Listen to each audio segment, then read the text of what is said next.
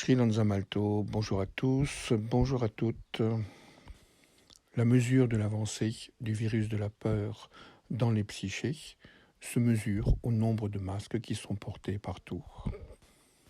La peur ayant suffisamment pénétré dans les corps et dans les psychés, se met en place maintenant la seconde étape d'activation d'une émotion douloureuse, l'installation de la tristesse.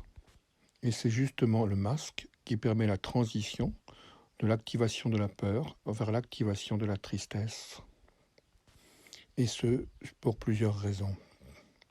Le masque, cachant la moitié du visage, voire plus, ne permet plus de rencontrer le sourire de l'autre et coupe de tout le métalangage qui est exprimé par les petits muscles du visage. Le visage ayant disparu derrière le bout de tissu. Nous ne pouvons plus ni dévisager, ni envisager l'autre. Nous sommes donc ainsi séparés de son humanité. Nouvelle avancée dans le processus de déshumanisation que les forces enténébrantes installent actuellement. Séparer chacun du regard de l'autre. Or, c'est le regard de l'autre qui donne à chacun son entière humanité. S'installe alors, dans les consciences, séparées, un nouvel état qui est la tristesse, cette tristesse de la séparation qui rejoue d'une façon beaucoup plus légère la séparation primordiale de la brisure.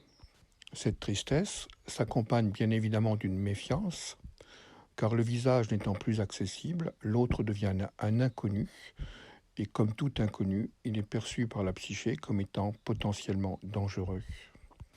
Le terrain est donc prêt pour remplacer l'amitié par la délation, la reconnaissance par le rejet, interdisant ainsi toute mise en commun des forces humaines. Pour la personne qui porte le masque, la situation n'est guère meilleure. Au nom de la protection contre un pseudovirus inventé en laboratoire, nous sommes obligés avec le masque de respirer sans cesse nos propres virus. À chaque inspiration, nous respirons en grande partie l'air que nous venons d'expirer, réavalant ainsi en boucle fermée notre propre microbiote. Ainsi se perd l'équilibre entre l'intérieur et l'extérieur. Cet équilibre qui maintenait l'homéostasie du corps. En outre, à long terme, le fait de respirer par un masque ne permet pas une oxygénation suffisante des cellules et crée des états d'affaiblissement du système immunitaire.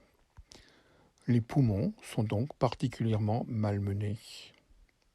Or, les poumons sont dans l'énergétique traditionnelle précisément le siège de la tristesse, d'une part, et d'autre part, le siège de la peur de mourir pour soi ou pour les autres. Nous voyons donc qu'entraver la libre circulation de l'air dans les poumons ne peut qu'accentuer ces deux pathologies que sont la tristesse et la peur de mourir pour soi et pour les autres. Le masque est donc parfaitement contre-productif pour la libération de la joie qui, elle, renforcerait le système immunitaire, renforcerait les liens sociaux et permettrait à toute pathologie de se dissoudre. La tristesse, c'est avant tout la sensation d'être séparé, d'être en solitude, de ne plus avoir de lien ou de contact avec d'autres. Il installe une résignation à l'interdit du bonheur. Interdire de respirer, ce qui conduit à manquer d'air, génère bien évidemment ce champ collectif de tristesse qui est lui-même un bon substrat pour la soumission aux ordres collectifs. S'installe donc un cycle non vertueux. Le masque installe une tristesse chronique. La tristesse dissout les forces de vie et met en état de passivité. Cet état de passivité rend la masse humaine absolument malléable à toute injonction de domination et de contrôle. Nous sommes donc chacun d'entre nous invités à reprendre notre propre pouvoir, à ne pas nous laisser instrumentaliser par la peur, donc à ne pas manifester le signe de la peur qu'est le masque, et à continuer ou recommencer à entrer en contact avec les êtres. Il en va de notre survie psychique. afin que les forces créatives en chacun d'entre nous ne soient pas complètement éteintes. Après la peur et la tristesse, il est facile d'anticiper sur la création et l'émergence de la troisième émotion douloureuse qui anime l'homme, à savoir la colère. La colère est toujours l'expression douloureuse d'une blessure et d'un effondrement d'une croyance. Par exemple, la croyance qu'un jour nous reviendrons à la vie d'avant. La croyance que cet état actuel est parfaitement passager. La croyance que nous retrouverons la liberté perdue, etc., etc. Lorsque ces croyances vont s'effondrer, sans doute à partir de septembre, va ressurgir le chant de la colère collective. Ceci est évidemment prévu dans la gestion de l'activation de ces trois émotions de base douloureuses et négatives, et se traduira sans doute par un regain d'autoritarisme et d'arbitraire bureaucratique. Nous sommes donc face à une stratégie qui vise à activer dans le corps social et dans chaque individu les trois émotions douloureuses de base successivement, la peur avec la pandémie, la tristesse avec l'isolement, la colère avec l'autoritarisme, pour ensuite mieux imposer un nouvel ordre de domination.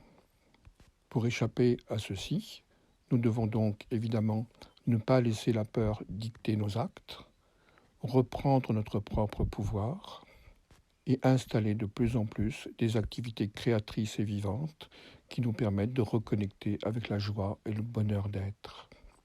Car ainsi, nos corps et nos psychés ne deviennent plus des plateformes sur lesquelles s'installent les puissances démiurgiques, mais nous devenons des aéroports à partir desquels les avions de joie peuvent visiter les mondes et aller contacter les espaces célestes. Descendre dans sa propre conscience et obéir seulement à sa propre conscience, en observant à quel point actuellement le discours de socialisation est en réalité un discours de séparation et de génération de mort. La désobéissance civile devient donc actuellement le lieu de l'obéissance à sa propre vie, à sa propre conscience, et est la condition de sa propre survie en tant qu'être spirituel. Agir en tant que centre de conscience et non plus s'installer dans la posture d'un objet modelé, instrumentalisé, ordonné par la puissance administrative et étatique, qui est l'instrument des forces démiurgiques tentant de reprendre le contrôle de l'humanité en train de s'émanciper. C'était Sri Lanza Malto, je vous souhaite une belle présence à vous-même et écoutez votre joie.